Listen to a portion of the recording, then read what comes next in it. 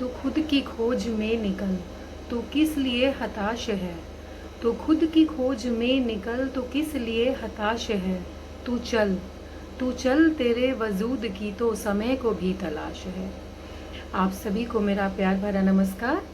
और भारत की स्वतंत्रता दिवस के उपलक्ष्य में आप सभी को स्वतंत्रता दिवस की मेरी ओर से हार्दिक बधाई।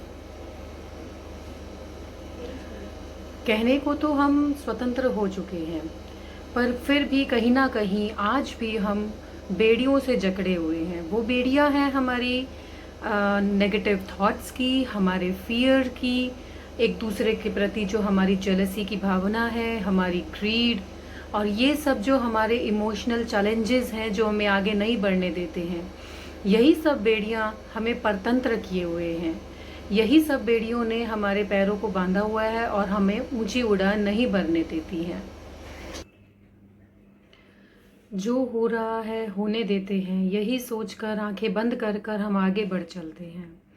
तो यही जो हमारा विज़न है, थॉट प्रोसेस है, इसे हमें चेंज करना होगा।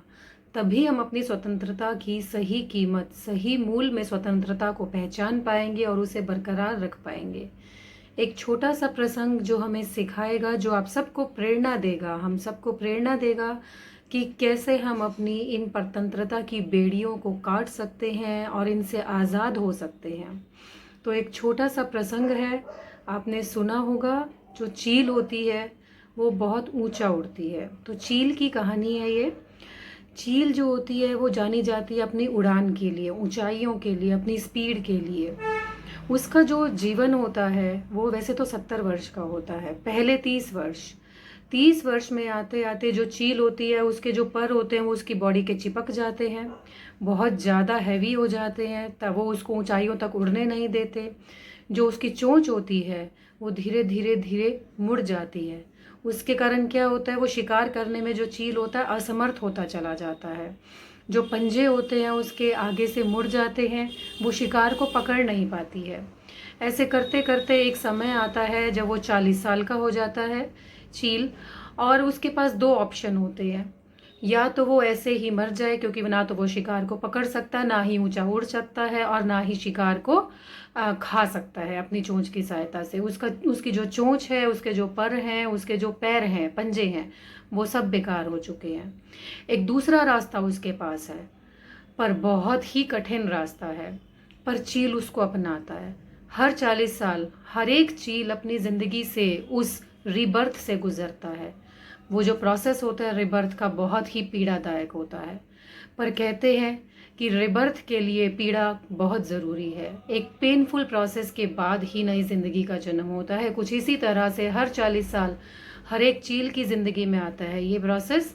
तो क्या होता है, वो एक ऊंची सी पहाड़ी पर चला जाता है 40 साल का होने के बाद। उस ऊंची सी पहाड़ी पर चला जाने के बाद वो चोंच को अपनी पत्थरों के मार मार के अपनी तो चोंच को तोड़ देता है, चोंच के अगले हिस्से को तोड़ देता है। प्रकृति क्या करती है, उसे नई चोंच देती है। बहुत पीड़ादायक प्रोसेस होता है, अब खुद से अपनी ही चोंच को पत्थर के मार के तोड़ना, पर उसकी नई चोंच आ जाती है।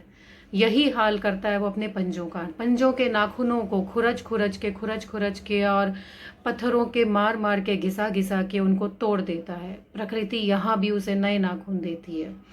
उसके बाद प्रोसेस आता है अपने पंखों से, जो उसकी बॉडी के लिपट चुके हैं, चिपट चुके हैं और उसको ऊंचाइयों तक नहीं पहुंचने दे रहे। अपनी खुद की चोंच से एक एक पंख को नोचता है। अपने ही शरीर से अपने पंखों को नोचना बहुत ही पीड़ादायक है, पर जरूरी है एक ऊंची उड़ान भरने के लिए, एक रिबर्थ के लिए, एक नई जिंदगी के लिए। वो हार नहीं मानता और अपने ही चोंच से अपने सारे पंखों को नोच नोच के एक एक पंख को उतार देता है अपने जिस्म से। प्रकृति फिर से उसे नए पंख देती है और उसे एक नई जिंदगी मिल जाती है। नए पंख, नई चोंच और नए पंजों के साथ वो फिर से जीता है, फिर से 30 साल जीता है एक राजा की तरह। चील को जो है वो चिड़ियों का राजा भी माना गया है। सबसे ऊंची उड़ान, सबसे तेज नज़र और सबसे शक्तिशाली पक्षी उसे माना गया है। तो हमारे पास ज़िंदगी में दो ऑप्शंस होते हैं, या तो ज़िंदगी जैसे चल रही है उसी ढर्रे पे चलते चलते उसको ख़त्म कर दें, या फिर अपने साहस से, अपनी हिम्मत से, अपनी परतंत्रता की बेड़ियों को, अपने फियर को, अपने नेगेटिव थॉट्स को ख़त्म करें और एक ऐसी ऊंचाइयों को, ऐसे मुकाम को छुएं जिससे हम कि दुनिया वाले हैरान हो जाएं। तो ऊपर वाले के आशीर्वाद के साथ, अपनों के साथ भरिए अपने हौसलों से उड़ान और छू लो ये आसमान। और अगर आपको मेरी स्टोरी पसंद आई है तो please like, share and subscribe my channel.